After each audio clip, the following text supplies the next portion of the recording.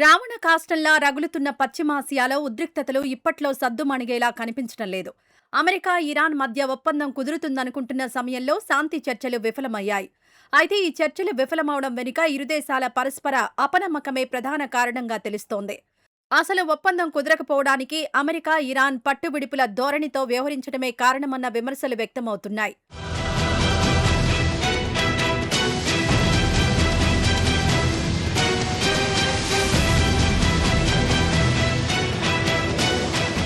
అణు కార్యక్రమం విషయంలో అటు అమెరికా, ఇటు ఇరాన్ పట్టు వీడకపోవడం చర్చల్లో ప్రతిష్టంభనకు ప్రధాన కారణమైంది. ఇరాన్ ఎప్పటికీ అణు ఆయుధాలను తయారు చేయకూడదని, అందుకు అవసరమైన మౌలిక సదుపాయాలను పూర్తిగా వదులుకోవాలన్నది అమెరికా డిమాండ్. అయితే ఇరాన్ మాత్రం తన అణు కార్యక్రమం కేవలం అవసరాల కోసమేనని వాదిస్తోంది. తన సార్వభౌమాధికారాన్ని వదులుకోవడానికి నిరాకరిస్తోంది.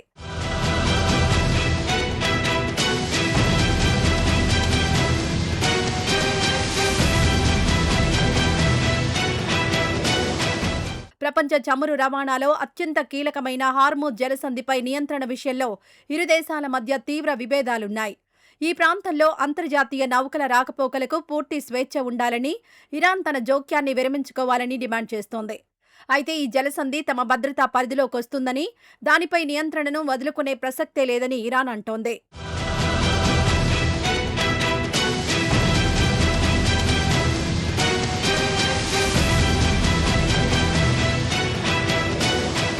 పశ్చిమాసియాలో ఇరాన్ మద్దతున్న హిజ్బుల్లా, హమాస్ వంటి గ్రూపులు ఇజ్రాయెల్, అమెరికా ప్రయోజనాలకు వ్యతిరేకంగా పనిచేస్తున్నాయి. అందుకే ఈ గ్రూపులకు మద్దతు ఇవ్వకూడదని అమెరికా ఇరాన్ను డిమాండ్ చేస్తోంది. అయితే ఇరాన్ మాత్రం ప్రాక్సీలతో సంబంధాలను తమ ప్రాంతీయ భద్రతా వ్యూహంగా పరిగణిస్తోంది.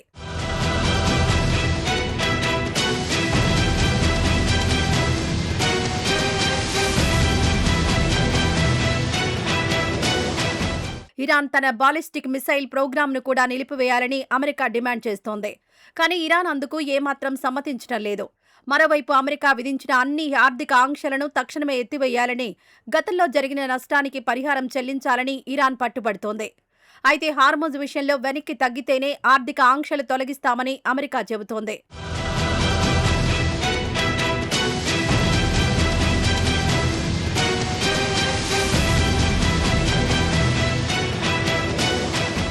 మరోవైపు రెండు దేశాల్లోనూ ఉన్న అంతర్గత రాజకీయ ఒత్తిళ్లు, పరస్పర అపనమ్మకం కూడా చర్చలు విఫలమవడానికి మరో కారణం. అమెరికాలో ప్రభుత్వం మారినప్పుడల్లా విధానాలు మారిపోతాయి. అందుకే అమెరికాతో ఒప్పందం కుదుర్చుకున్నా దీర్ఘకాలంలో అది అమలవుతుందన్న నమ్మకం లేదని ఇరాన్ అంటోంది. అటు అమెరికా సైతం ఇరాన్ను ఏమాత్రం నమ్మకపోవడం కూడా పశ్చిమాసియాలో శాంతి ప్రక్రియకు అడ్డంకిగా మారుతోంది.